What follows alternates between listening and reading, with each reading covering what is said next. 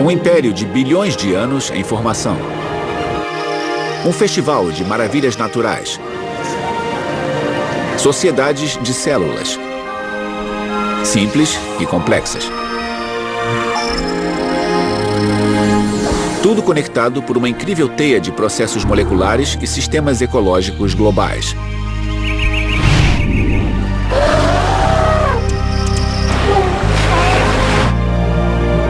Estas são as grandes descobertas da história da biologia.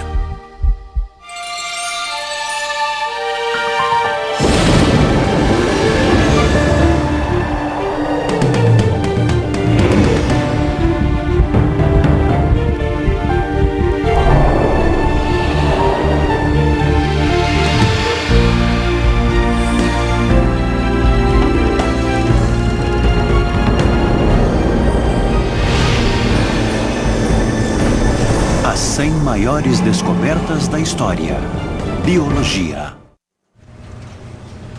No início do século XVII, microscópios básicos eram usados em toda a Europa. Os cientistas da época ficaram fascinados por sua habilidade em ampliar um universo que era tão pequeno. Então, em 1665, um cientista inglês chamado Robert Hooke observou as pequenas divisões de um pedaço de cortiça e as chamou de células, porque elas lembravam as pequenas celas onde viviam os monges. A observação de Hooke preparou o cenário para a nossa primeira grande descoberta. Micro-organismos. Anton van Leeuwenhoek foi um comerciante holandês fascinado pela ciência. Depois de saber sobre o microscópio de Hooke, ele decidiu construir um para si mesmo. Dr. Gall, para saber o que aconteceu em seguida, eu me encontrei com Joseph Gall, um biólogo celular do Instituto Carnegie, em Baltimore, estado de Maryland.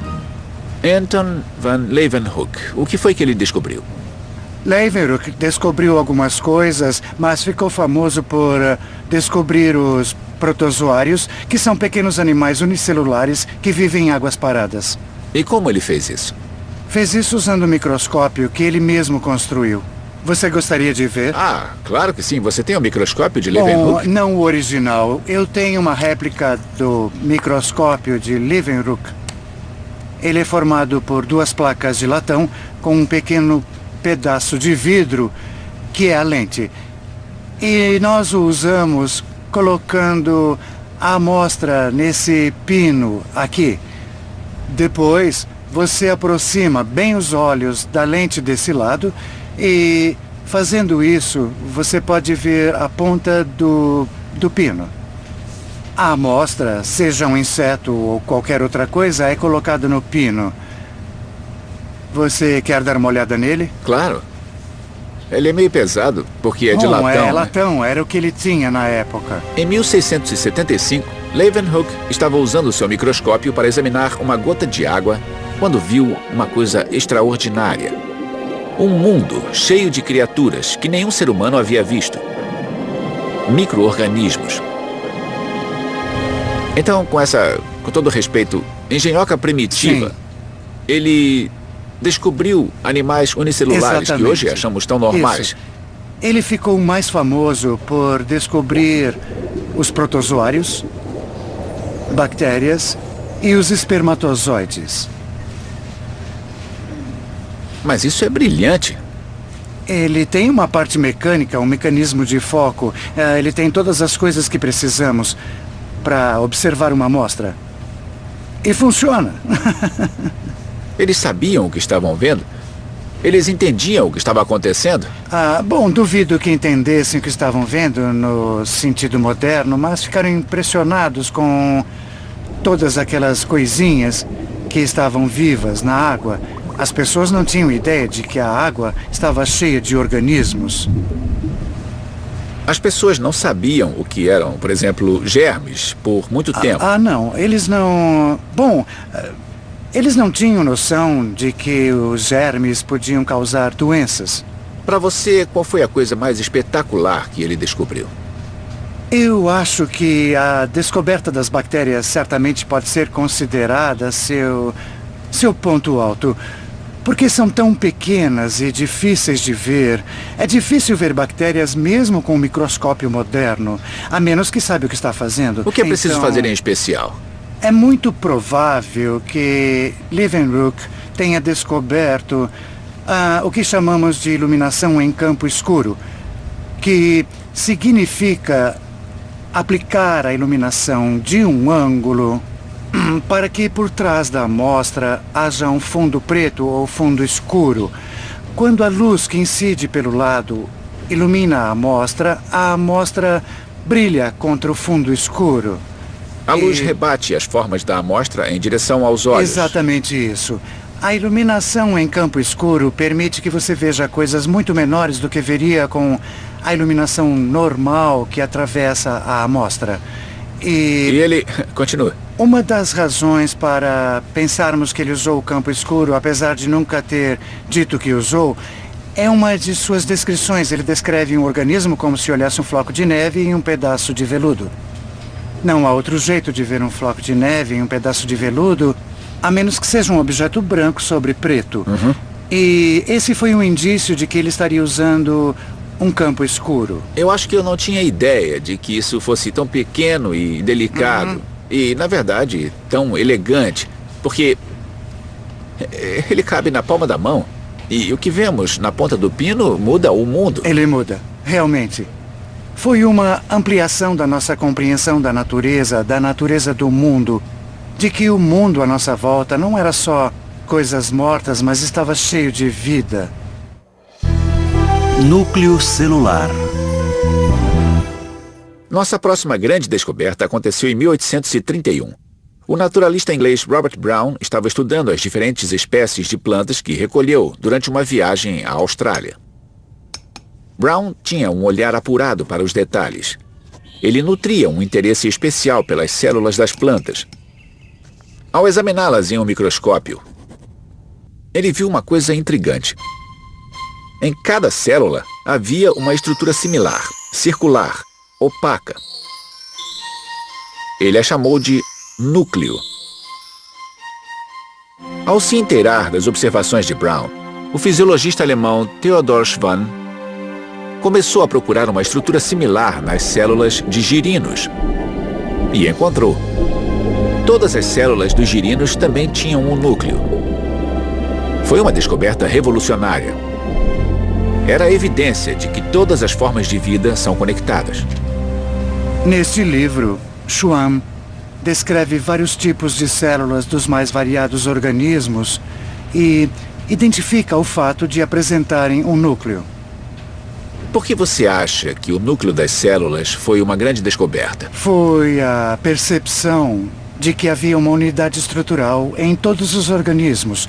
Era uma unidade estrutural, não apenas em plantas, mas em animais. Então isso integrava os reinos animal e vegetal e encontrava uma semelhança entre eles. Arqueia. Mais de um século depois da descoberta do núcleo celular, acreditava-se na existência de dois tipos essenciais de vida na Terra: as bactérias e os outros seres. As bactérias foram classificadas como procariontes. Eram organismos unicelulares simples, cujo DNA estava contido não dentro de um núcleo, mas na parede da célula. Todas as outras formas de vida eram classificadas como eucariontes, no núcleo da célula. Mas este sistema de classificação simples sofreria um abalo. Em 1977, estava estudando a constituição genética de um micróbio produtor de metano, quando percebeu que ele era diferente de qualquer bactéria conhecida. Sua célula era única. Ele produzia enzimas incomuns. E sua sequência genética era diferente de tudo o que ele havia visto. Logo ficou evidente no microscópio, em menos de uma hora, de que havia algo, uma terceira coisa ali. Este foi o momento da descoberta. Carl Woese havia descoberto uma terceira forma de vida. Um grupo de organismos unicelulares que ele chamou de arqueia. Sempre achamos que haviam 2 reinos primários nesse planeta. Agora sabemos que há 3.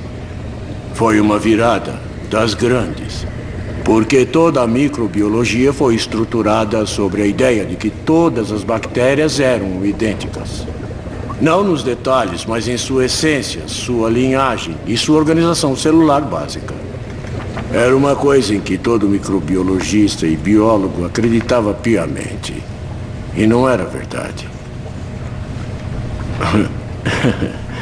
Foi um achado feliz. Olhem o que descobri. Woese descobriu uma forma de vida capaz de viver em qualquer lugar do planeta, inclusive nos ambientes mais extremos. Algumas arqueias conseguem viver aqui, em fontes hidrotermais no fundo do oceano. A temperatura varia violentamente em um espaço pequeno e pode ir de poucos graus acima de zero a escaldantes 404 graus Celsius. Arqueias também foram encontradas quilômetros abaixo da Terra, vicejando em lagos onde o ácido e até o ferro se dissolvem. Hoje, os biólogos acreditam que a arqueia é o ancestral do qual evoluíram os eucariontes, incluindo eu e você. Para Carl Woese, a descoberta da arqueia evoca uma doce lembrança. Primeiro, uma matéria foi publicada no New York Times. Depois, outros jornais e a TV vieram. Eu me lembro de sair de casa uma noite com tudo que estava acontecendo e pensei: esta noite, o mundo me pertence.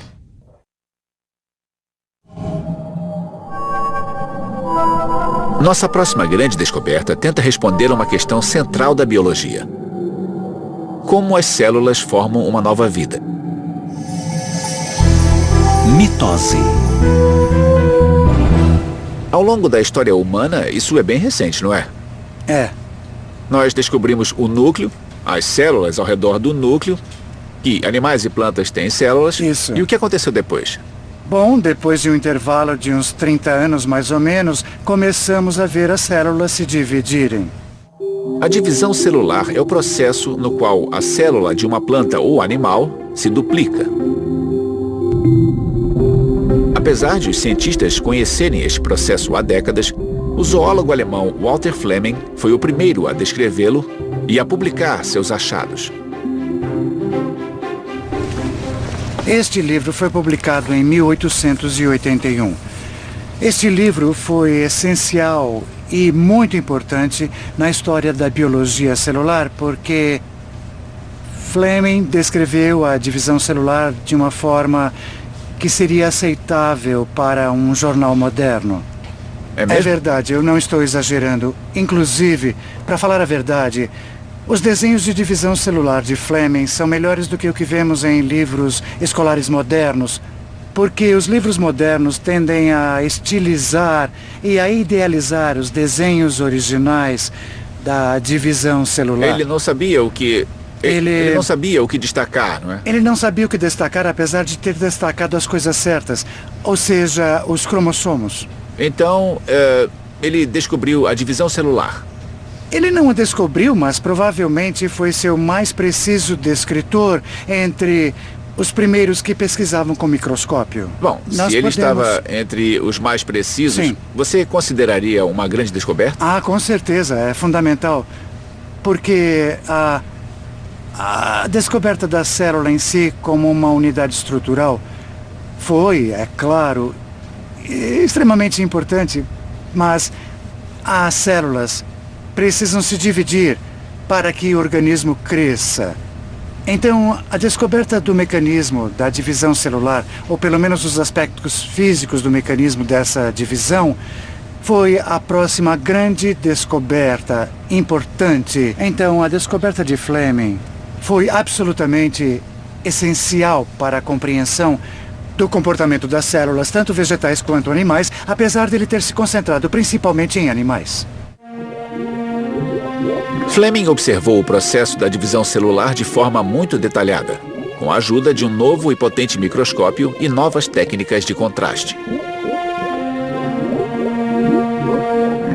Com estas inovações, ele pôde identificar estruturas que mais tarde foram chamadas de cromossomos. Em seguida veio sua grande descoberta. Durante a divisão celular, os cromossomos sofrem uma alteração dinâmica. Eles se dividem em duas partes idênticas, uma para cada célula irmã. Fleming chamou este processo de mitose. Esse é o processo completo de mitose, como ele descreveu em 1881. Na cauda de um girino. Na cauda de um girino, isso. Ele sabia que devia usar uma cauda porque a cauda está crescendo. Na parte de trás de um girino tem muita coisa acontecendo. Exatamente. Ele sabia que se quisesse ver a divisão celular em detalhe... Em detalhes, desculpe a minha falha. Não tem problema, pode continuar. Então, esse era um lugar ideal para se olhar. A divisão dos cromossomos durante a mitose foi uma descoberta pioneira. Ela abriu o caminho para que cientistas começassem a entender como uma única célula pode se tornar um organismo complexo, feito de muitas células que interagem entre si. Meiose. Na época em que Walter Fleming estava estudando o processo da divisão celular, os biólogos já sabiam que a fertilização era o resultado da união de duas células sexuais, espermatozoide e óvulo. O que eles ainda não sabiam era por que estas eram as únicas células do corpo capazes de produzir uma nova vida.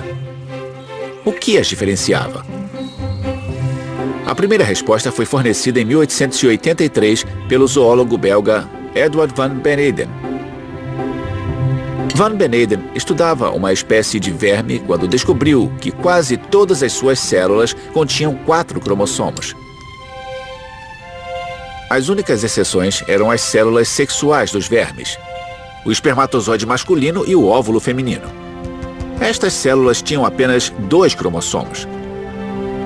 Van Beneden observou que quando as duas células sexuais se encontravam, um grupo completo de 4 cromossomos aparecia no óvulo fertilizado. Mas por que as células sexuais possuíam apenas metade do número dos cromossomos das outras células ainda era um mistério. Então, em 1887, o biólogo alemão August Weismann entrou em cena. Ele conhecia o trabalho de Van Beneden e que mostrava que o espermatozoide e o óvulo tinham um número igual de cromossomos. Mas o estudo de Van Beneden não fornecia muitos detalhes sobre a razão de essas células terem menos cromossomos. Ele viu as duas metades e viu que elas combinavam. Ele viu que as células sexuais tinham a metade do número de cromossomos das células normais, mas não sabia o que tinha acontecido para elas perderem a outra metade. Então Weismann discutiu como isso poderia ocorrer de um ponto de vista teórico.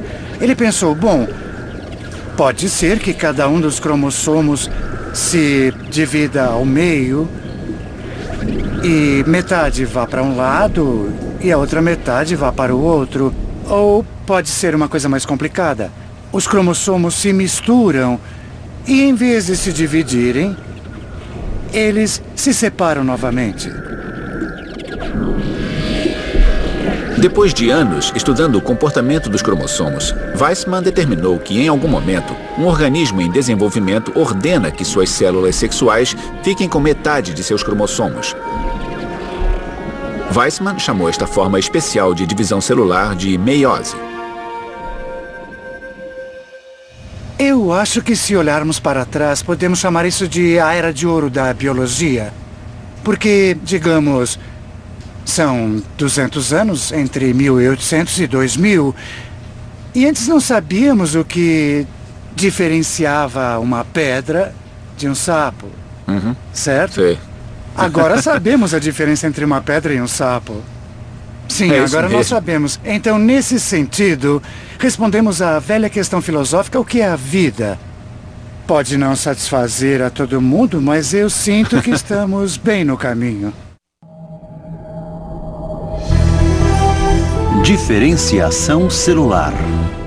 Nossa próxima grande descoberta respondeu a outra questão sobre a biologia da vida. No fim do século XIX, os biólogos sabiam que durante a formação do embrião, as células da maioria dos organismos se diferenciavam. Ou seja, elas recebiam funções para fins específicos no organismo adulto.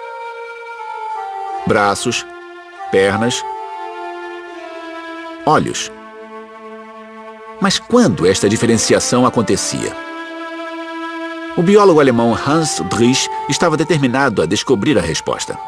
Em um experimento conduzido com ouriços do mar, ele observou que nos estágios iniciais do desenvolvimento do embrião, suas células não se diferenciavam. Elas ainda eram capazes de se transformar em todos os tipos de células. Hoje, os cientistas chamam estas células, que podem gerar vários outros tipos, de células-tronco. Doutora Helen, oi. Para saber mais, me encontrei com Helen Blau, que dirige um centro de pesquisas em células-tronco no Laboratório de Farmacologia Genética da Universidade de Stanford. Muito se fala sobre as células-tronco. Pelo que eu entendi, elas são fertilizadas e começam a se dividir, mas ainda não começaram a formar o que seria a célula do fígado, da unha ou do olho, não é? Isso mesmo. E como você define isso? Nesse ponto, elas são potenciais, têm muita plasticidade, elas podem dar origem a todas as células do organismo. E então alguma coisa muda. Não sabemos o que é essa coisa, mas em algum tempo essas células se destinam a fabricar diferentes tipos de tecidos, e é por isso que temos órgãos como o coração, o fígado e o baço em um adulto. Então a questão é, quão irreversíveis são essas decisões? Sei. Então, eu quis desafiar a ideia de que as células são irreversivelmente diferenciadas, que quando uma célula forma um fígado, não há volta. Então, demonstramos que elas não eram irreversivelmente determinadas. E ao perturbar o ambiente dentro da célula, é possível ativar genes que nunca foram usados. Isso demonstrou um certo tipo de plasticidade. E é essa plasticidade que estamos tentando usar nas células-tronco. Compreender os mecanismos por trás disso pode nos permitir usar os princípios fundamentais que descobrimos no tratamento de doenças. O que move essas células, o que faz com que se fundam, com que se reprogramem, e isso é ainda mais eficiente, podemos classificar isso como medicina regenerativa. Descobrimos que essas células têm mais potencial do que imaginamos. Então, as células-tronco sanguíneas não só formam o sangue, como também podem viajar através da circulação para ajudar a reparar danos em tecidos como músculos, tecidos cerebrais e no fígado. E isso já foi demonstrado em vários testes. Para entender melhor as novas tecnologias que Helen Blau utiliza para revelar o potencial das células-tronco, ela me mostrou uma experiência em andamento, feita com ratos geneticamente alterados. Por que não? Claro. Então, esse rato é bem incomum. Com certeza, ele tem proteína verde fluorescente em todas as células do seu corpo. Isso porque conseguimos introduzir o gene da água-viva, o gene GFP, nesses ratos. E agora seus tecidos brilham. Podemos ver isso especialmente nas orelhas, olhos e rabo. Mas todos os tecidos são verdes. Isso permitiu que tirássemos as células que brilham e as inseríssemos em outro rato para ver em que tecidos elas atuam. De certa forma, podemos acompanhar o que as células-tronco fazem. É um marcador. É um marcador. Então você só precisa de uma luz ultravioleta. Isso mesmo. Isso não existia antes. A partir disso, podemos acompanhar o destino dessas células, para onde elas vão, no que elas se tornam, de uma forma que não era possível antes. Isso é fantástico. Na década de 1930, o biólogo alemão Hans Krebs, filho de um médico judeu, foi obrigado a fugir dos nazistas. Em 1937, ele conduzia pesquisas na Universidade de Cambridge, na Inglaterra, determinado a desvendar o mistério por trás de um processo biológico essencial. Como as células do nosso corpo convertem comida em energia. É a nossa próxima grande descoberta. O ciclo de Krebs.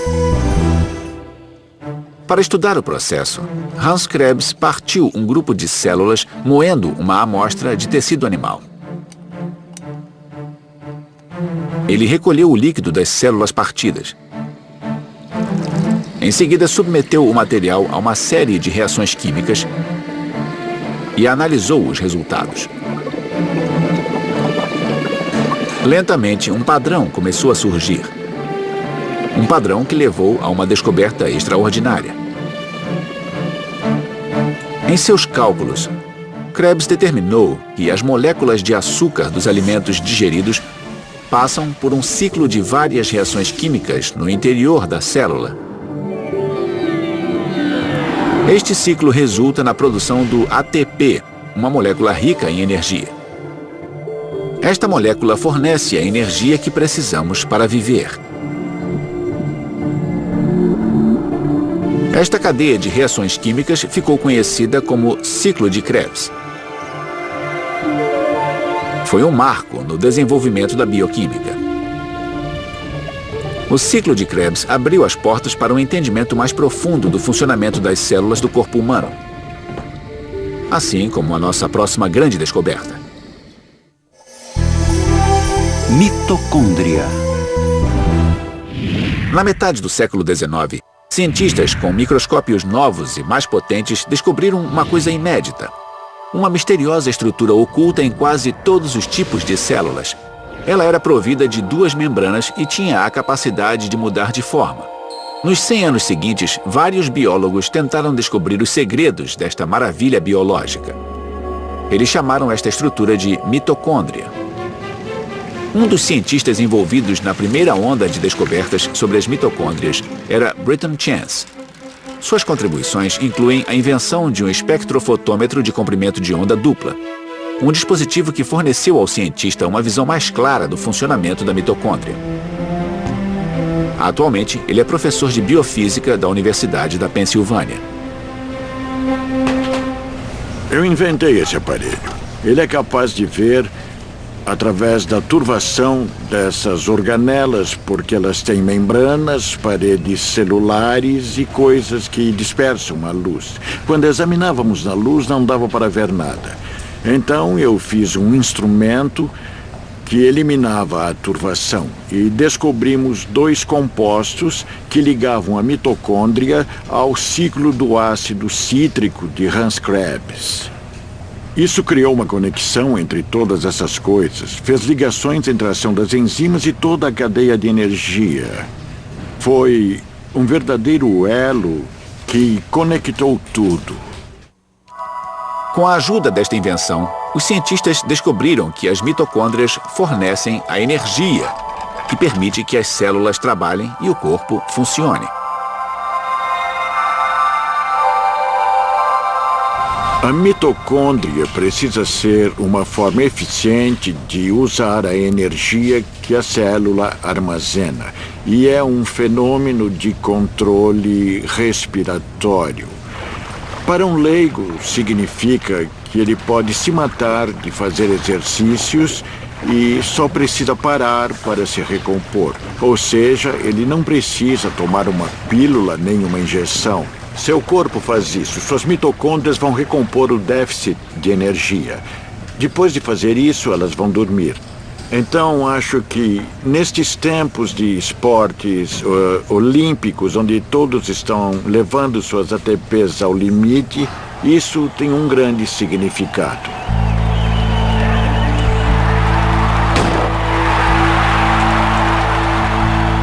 Britton Chance avalia este significado como cientista e como atleta. Em 1952, ele ganhou uma medalha de ouro como membro da equipe olímpica de vela dos Estados Unidos. Foi importante descobrir os compostos, estudar as mitocôndrias in loco, descobrir como funcionam, mostrar a importância do controle respiratório e como ele funciona. E, é claro, estudar a geração de radicais livres, que agora sabemos não ser um perigo, mas um processo de sinalização. Isso mudou um pouco o meu foco. Agora estou me concentrando mais no cérebro e no câncer por causa das implicações das mitocôndrias. No fim do século XIX, um dos grandes enigmas a desafiar os cientistas era como os bilhões de células nervosas que formam o sistema nervoso humano se comunicam entre si. Eles sabiam que cada célula nervosa chamada de neurônio transportava impulsos elétricos. E muitos acreditavam que a conexão que permitia aos impulsos saltar de um neurônio a outro também era elétrica. Até a nossa próxima grande descoberta. Neurotransmissão. No início do século XX, o biólogo britânico Henry Dale conduziu uma série de experimentos para estudar a fisiologia dos impulsos nervosos. Em um destes experimentos, ele injetou adrenalina em um gato, esperando que os batimentos cardíacos do animal aumentassem, mas nada aconteceu. De repente, Dale percebeu seu erro. Era o mesmo gato em quem havia injetado outra droga para diminuir a frequência cardíaca.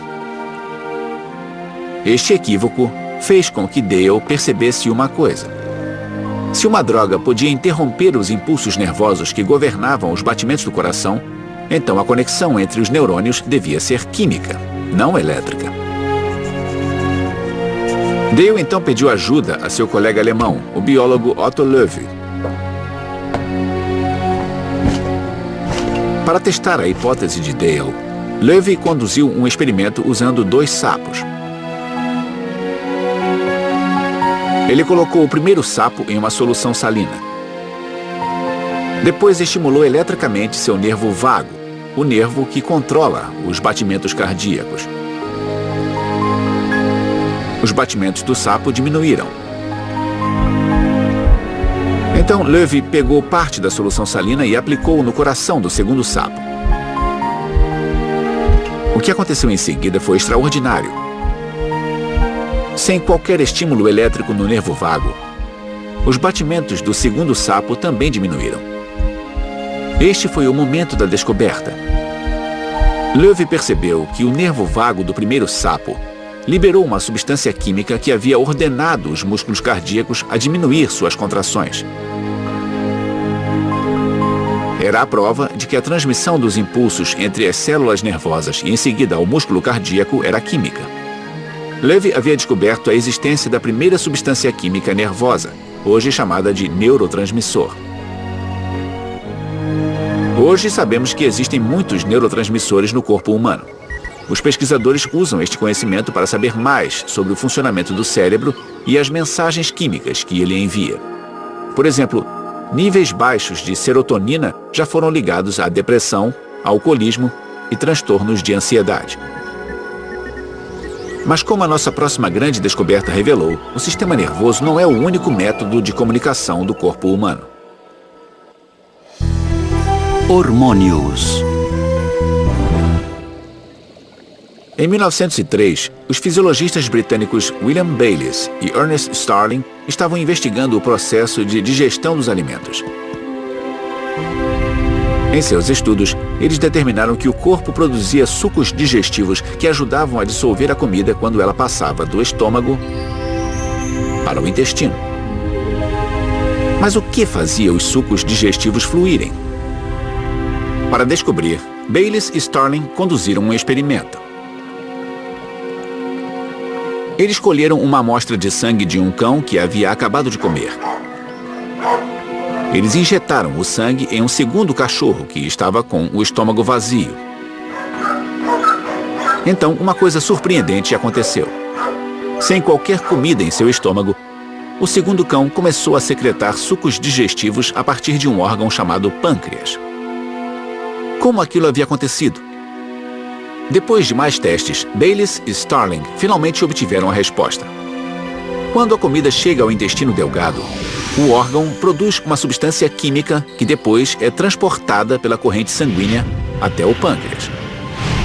Ali, ela estimula o pâncreas a produzir secreções que ajudam a digerir a comida.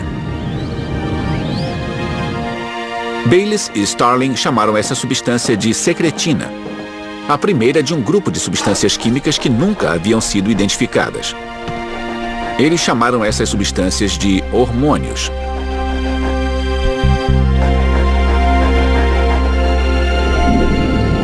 Desde a descoberta de Bayliss e Starling, mais de 50 hormônios foram identificados. Hormônios produzidos por glândulas e tecidos e transportados pela corrente sanguínea de acordo com as necessidades do corpo humano.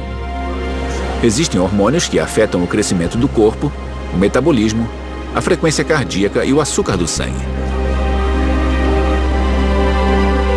Eles até nos ajudam a nos preparar para a reprodução.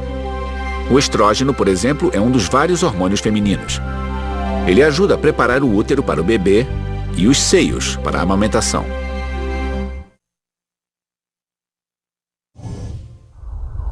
Até agora, vimos descobertas que revelaram a biologia no nível microscópico. Nossas próximas grandes descobertas abriram nossos olhos para a biologia do macro, os sistemas dos quais depende toda a vida. Fotossíntese. Estamos no ano de 1771. O químico Joseph Priestley conduz uma série de experimentos para ver o que acontece quando várias substâncias são aquecidas em recipientes fechados. Ele recolhe os gases resultantes. Em um dos experimentos, ele cobriu uma vela acesa com um recipiente. E a chama logo se apagou. Nas palavras de Priestley, o ar no interior do recipiente foi ferido. Curioso para ver o efeito que este ar ferido teria sobre um ser vivo, ele colocou uma folha de hortelã dentro do recipiente e a deixou ali por 10 dias. Quando Priestley foi verificar, ficou surpreso ao descobrir que a folha continuava verde. De alguma forma, o ar no interior do recipiente estava novamente fresco. Priestley supôs que a folha de hortelã devia ser a responsável por esta transformação. Mas como? Esta questão continuou sem resposta, até que um cientista holandês chamado Jan Ingenhousz decidiu reproduzir os experimentos de Priestley. Utilizando plantas, Ingenhousz observou o mesmo fenômeno. Depois de realizar uma série de testes, Ingenhousz começou a perceber o que estava acontecendo. A planta só tinha a habilidade de transformar o ar no interior do recipiente se tivesse sido exposta à luz solar. Foi uma descoberta revolucionária. Juntos, Priestley e Ingenhousz haviam descoberto a fotossíntese, o processo bioquímico pelo qual as plantas captam energia da luz solar e a convertem em energia química. A fotossíntese retira o dióxido de carbono da atmosfera e a reabastece com um gás do qual depende a nossa sobrevivência, o oxigênio. O mesmo gás que Joseph Priestley descobriria 3 anos mais tarde, em 1774. Biodiversidade tropical.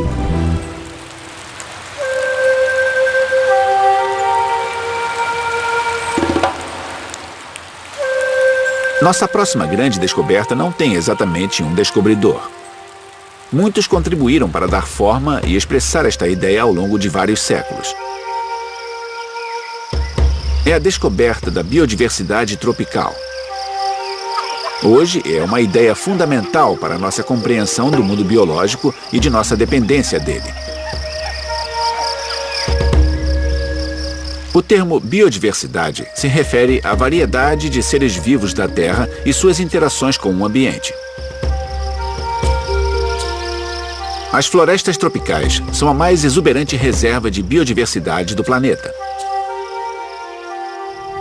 No século XV, o explorador italiano Américo Vespúcio visitou os trópicos e escreveu em seu diário: "O que posso dizer sobre a multiplicidade de animais selvagens?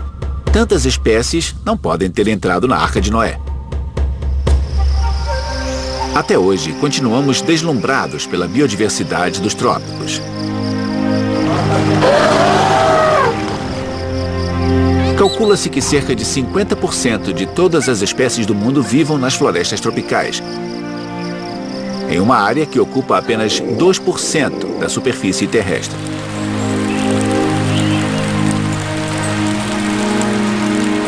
A floresta tropical amazônica brasileira possui mais de 500 espécies de árvores em uma área de pouco mais de 6 km². Compare com a área total dos Estados Unidos e Canadá, que juntos possuem apenas cerca de 700 espécies de árvores. Mas por que a descoberta da biodiversidade tropical é tão importante? Porque ela não apenas oferece aos cientistas uma melhor compreensão dos sistemas naturais, como os ajuda a aproveitar uma extraordinária gama de recursos que atingem nossas vidas todos os dias. Da produção de mais alimentos a melhores produtos industriais, até o desenvolvimento de novos medicamentos. Por exemplo, muitas das mais promissoras drogas contra o câncer vêm de plantas encontradas nas florestas tropicais do mundo. Mas estes benefícios cobram um preço alto. Os cientistas calculam que a perda da biodiversidade tropical está acontecendo a um ritmo alarmante. Milhões de hectares de hábitats foram devastados. Inúmeras espécies foram extintas. Se o desmatamento se mantiver no ritmo atual, todas as florestas tropicais podem desaparecer até o ano de 2030. Esta extinção acarreta consequências de longo prazo. Porque, como revela nossa próxima grande descoberta, todos os sistemas biológicos da Terra e as comunidades que deles dependem estão conectados. Ecossistemas. A grande seca da década de 1930. Depois de anos de estiagem, o antes fértil meio-oeste norte-americano se tornou uma terra estéril. Sem chuva, os fazendeiros continuaram a lavrar e a plantar, na esperança de que os nutrientes da terra, de alguma forma, retornassem. Mas seus esforços só pioraram a situação. O solo arável se transformou em pó, e os ventos o carregaram. Para o ecologista britânico Arthur Tansley, a tempestade de areia que assolou os Estados Unidos foi uma prova da visão estreita de cientistas e do público em geral sobre o mundo físico e biológico. Eles não entendiam a dinâmica do ambiente como um todo. A perspectiva de Tansley ajudou a explicar a causa e o efeito de fenômenos como este. Ele defendia um novo conceito, que chamou de ecossistema. A palavra é muito simples, é compreensível para uma pessoa comum. Pode ser aplicada com eficiência, mas também possui significado científico no sentido de integrar ideias de diversas ciências. Para entender o impacto da ideia de Tansley, eu conversei com o ecologista Frank Gawley, no Jardim Botânico de Athens, no estado da Geórgia. Por que este termo foi uma mudança revolucionária no pensamento? Naquela época, o trabalho ecológico se dedicava mais à descrição da natureza. Na abordagem sistêmica, vamos mais longe, fazemos experiências, procurando padrões que se repetem numa enorme variedade de locais e espécies. E levantamos teorias sobre a forma como ocorrem e se podem ser testadas. Isso levou a ecologia ao mesmo patamar da física, química e biologia molecular. Então Tansley pegou a palavra sistema e aplicou nos estudos ecológicos. Ele tentou transmitir a ideia de que a ecologia é parte de uma hierarquia de sistemas físicos com o universo em uma ponta e o átomo na outra. E o sistema solar estaria no meio disso. É isso. E aqui embaixo seriam os ecossistemas, né? Aqui tem uma coisa que quero mostrar para você. A quantidade de lama que você vê no rio agora se deve à erosão da terra cultivada rio acima. Essa é uma oportunidade de ver o que seria um ecossistema definido fisicamente por Bill, bem na nossa frente. É um campo inundado? É isso mesmo. Ele recebe água do rio Oconee. Periodicamente, chove muito por aqui. O rio transborda e sua água chega até essa área aqui, ó. estaríamos debaixo d'água durante uma enchente, supostamente. No passado, isso aqui era uma floresta. Está vendo os vestígios das árvores, mas por causa da enchente e da persistência dessas inundações, as raízes não conseguiram respirar e as árvores morreram. Dá para ver, olhando ao redor, como é bela a floresta em recuperação e sua forma. Estudamos isso em profundidade, usando uma abordagem ecossistêmica. Agora, somos capazes de discutir como recuperar os sistemas ecológicos dessa região, manipulando as mesmas espécies e o ambiente para acelerar o processo. E é um passo muito positivo, porque podemos reconstruir a natureza para atender certas necessidades humanas, de forma que funcione e se mantenha com sua própria energia solar. Energia solar, seria? A energia solar, que move todos os ciclos e tudo mais. Nossa jornada pelas grandes descobertas da história da biologia revelou a incrível diversidade da vida na Terra. E nos deu uma noção de como esta vida funciona. Do ciclo de vida da menor célula aos sistemas que comandam todo o funcionamento do planeta. Mas uma percepção que se destaca sobre todas as outras é esta: a busca de mais descobertas sobre a vida nunca termina. Esta jornada continua para sempre.